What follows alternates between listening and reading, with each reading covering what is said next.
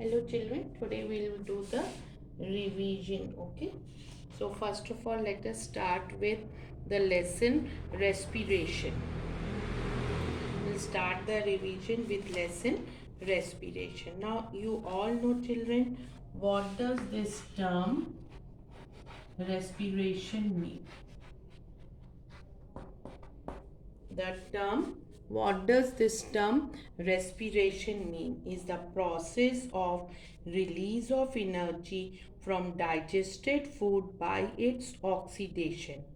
It consists of breathing and cellular respiration.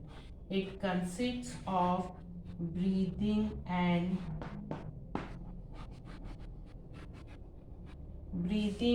children cellular respiration. In plants, the exchange of oxygen and carbon dioxide takes place by diffusion through stomata present in the leaves and stem. Exchange of oxygen and carbon dioxide during respiration in animals occur through diffusion through the cell membranes or the outer surface of the body through spiracles, gills or lungs children. Okay.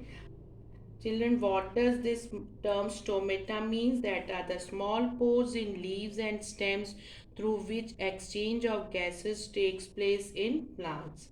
Aerobic respiration, respiration in the presence of oxygen. Respiration in the presence of oxygen. Then anaerobic respiration. What does it mean, children? Respiration in the absence of oxygen. Now, there is a term hemoglobin. Substance in blood that helps to transport oxygen in the body. Okay, children. Exchange of gases takes place in the alveoli, which are surrounded by blood vessels. The blood takes oxygen to the cells where cellular respiration occurs. The carbon dioxide passes into the blood and then into the alveoli children. Fine. Now, what is the difference between breathing and cellular respiration? Breathing and cellular respiration children.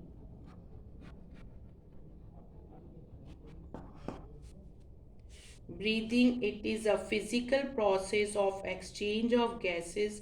No chemical reaction takes place. And in cellular respiration, chemical reaction of oxidation of food takes place. Now the difference between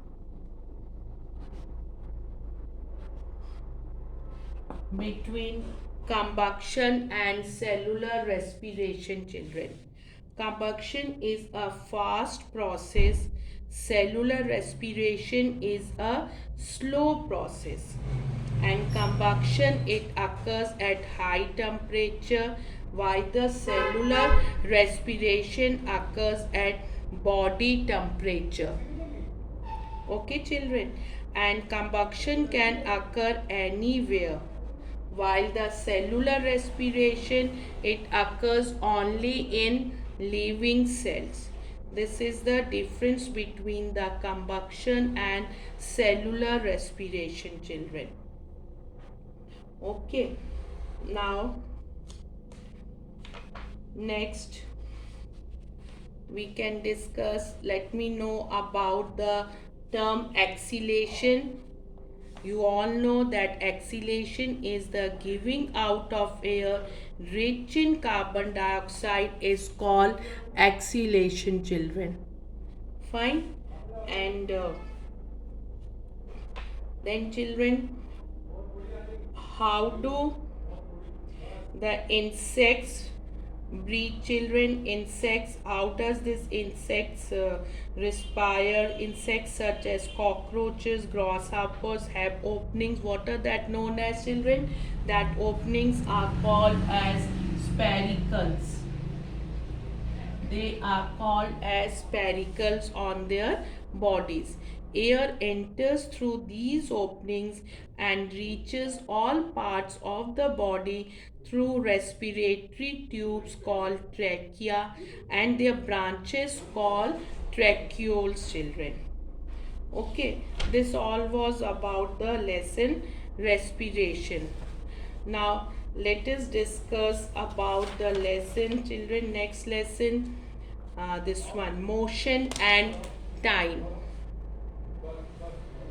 Now let us discuss about the motion and time, children.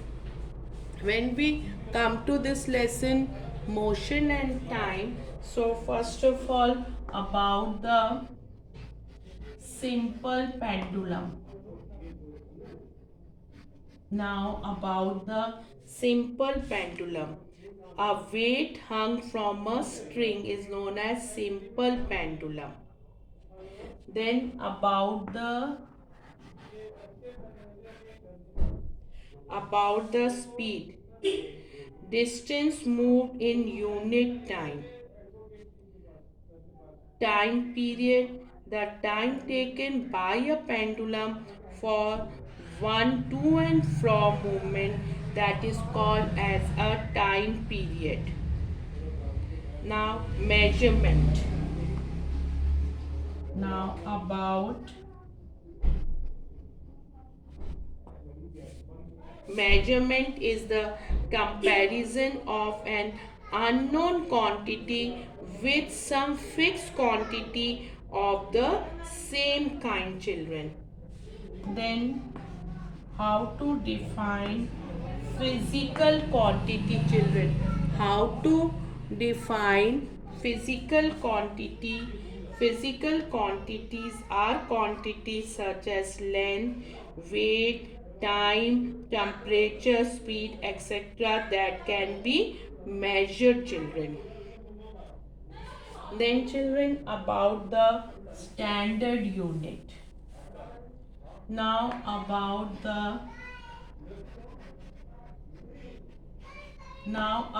the standard unit is one that is uniformly used by everyone. Then, children, time period of a pendulum with a constant length is fixed. Just now we had discussed about the speed is the distance traveled by a body in unit time, children. Now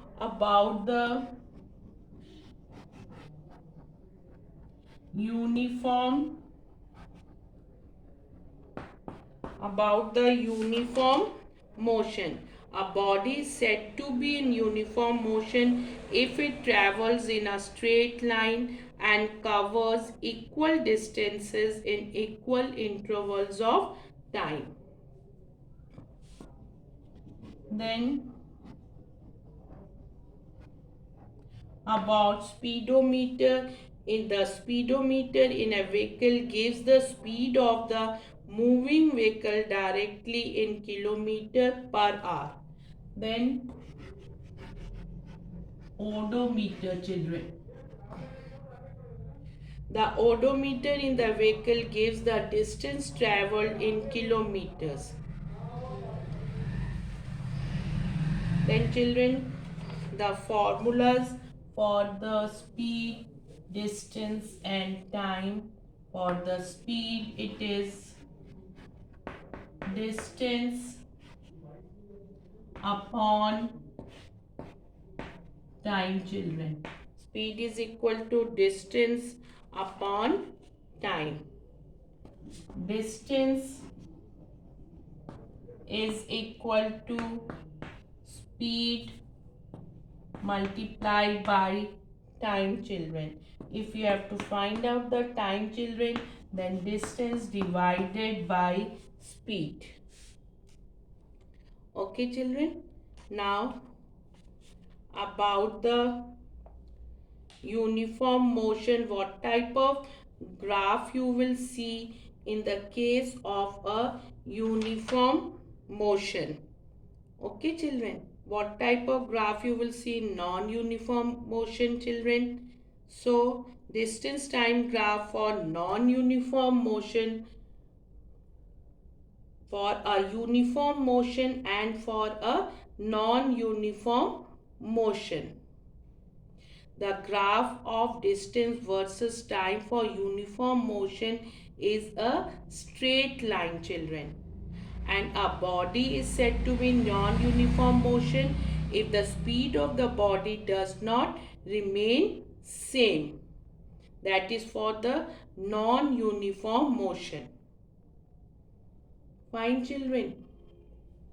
Then about quartz, a substance whose crystals can vibrate very fast. A substance whose crystals can vibrate very fast, that is a quartz, children. Okay, just now I have told you just now about the uniform motion, when it is said that it travels in a straight line and covers equal distance in equal interval of time, children. This all was about the which lesson we have discussed right now, motion and time. A sand clock which has used by the Romans work on the principle that all the sand from the upper chamber falls into the lower chamber in a fixed amount of time. Okay, children. Then about the oscillation.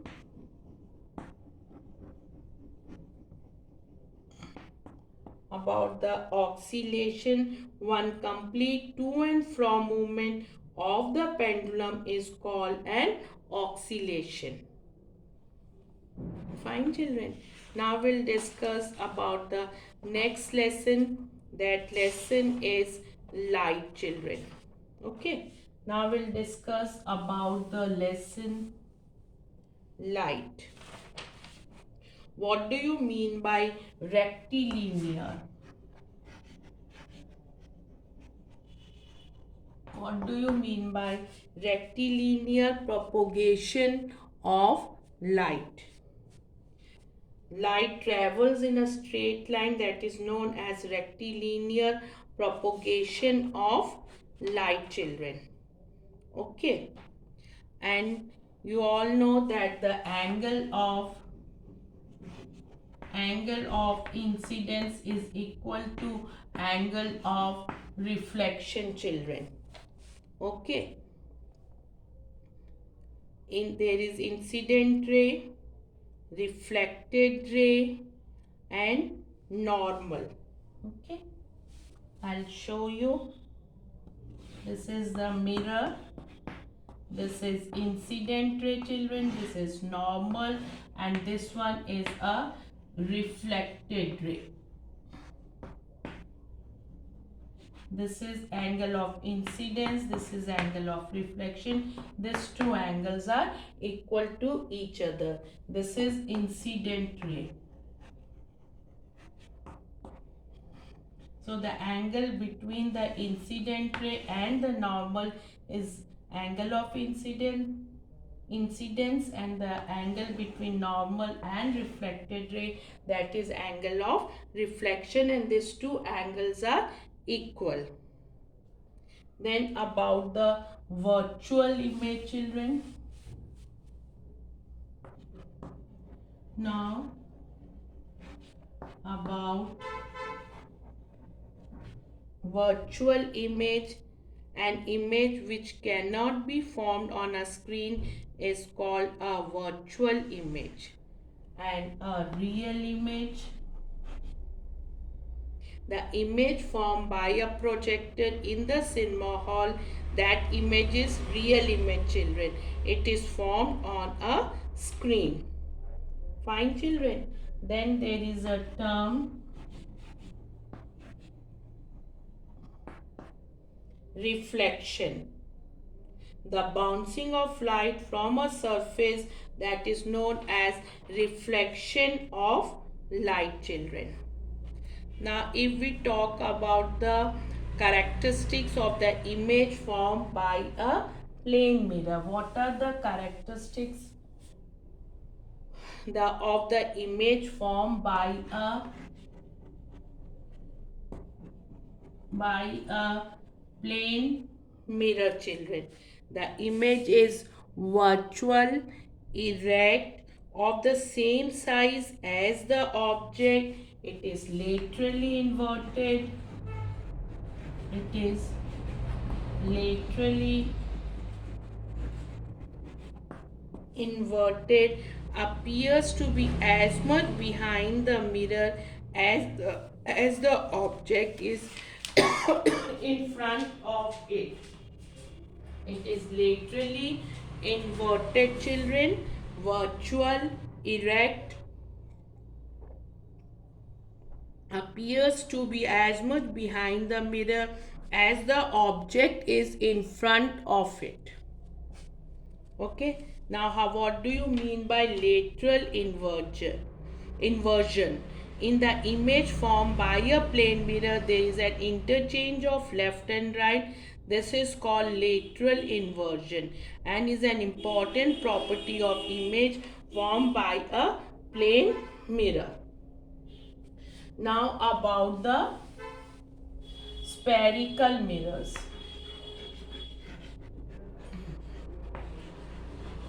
About the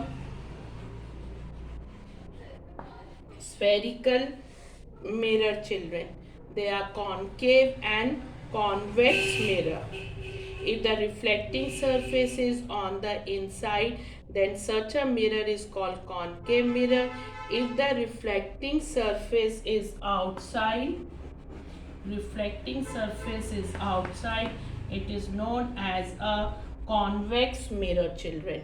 Okay, so the center of the sphere in which the mirror forms a part, that is known as center of curvature. The radius of the sphere of which the mirror forms a part is known as radius of curvature. The center of a mirror is called pole.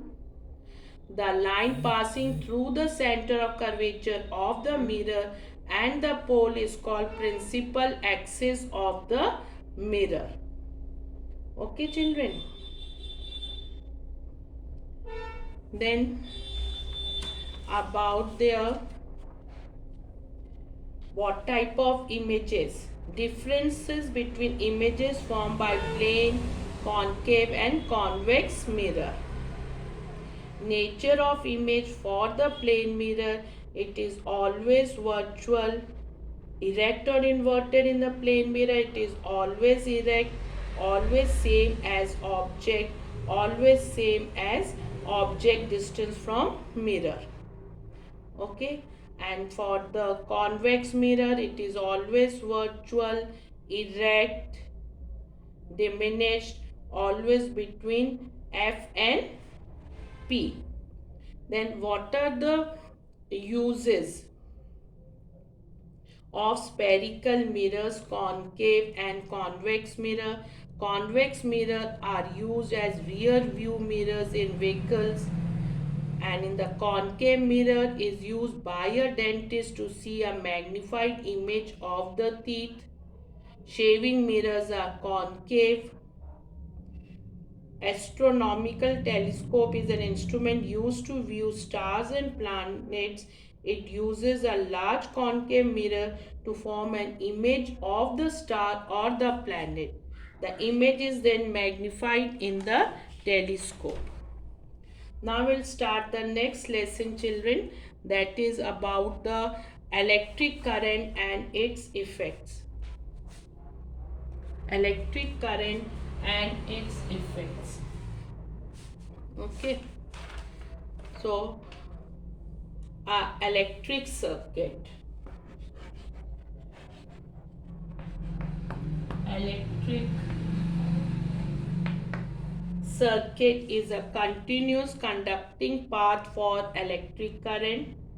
A circuit diagram shows an electric circuit with the help of symbols. Electric current flows from high to low potential, from high to low potential. When an electric current flows through a conductor, heat is produced.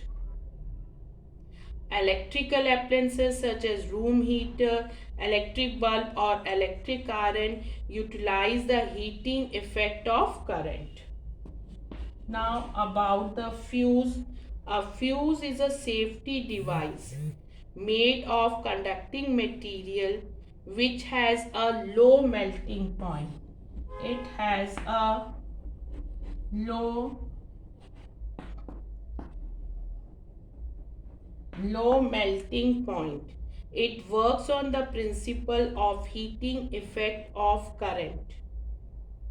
A current flowing in a wire can produce a magnetic field around the wire. The strength of the magnetic field depends on the strength of the current flowing in the wire. An electromagnet consists of a coil of insulated wire wound around a piece of a magnetic substance. It acts as a magnet only as long as the current flows into it, children. That is about the electromagnet.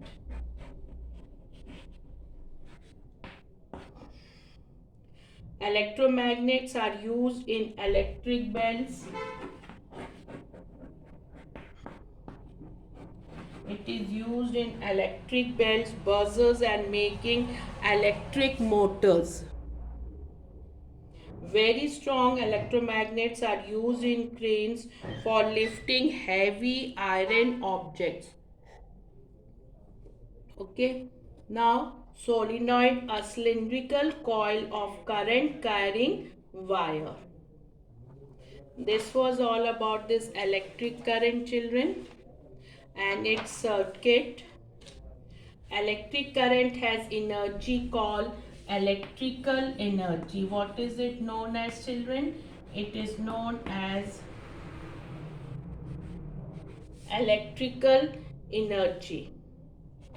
Okay. Electric circuit is a continuous conducting path for electric current consisting of a source of current such as electric cell and other circuit elements. What are that, children? That is lamp, conducting wires and a switch. Fine, children. So combination of two or more cells, what is it known as? That is known as a battery. Okay. Now we will discuss about the next lesson, children, that is wastewater management. So for the wastewater management, you should know about the sewage, about the waste. Now, first of all, we will discuss about the wastewater generated from houses, industries, hospitals and rainwater that runs over land forms sewage. If a drainage is not proper, diseases can spread due to stagnant water and pollution of surface water and groundwater. Okay, what is that sludge?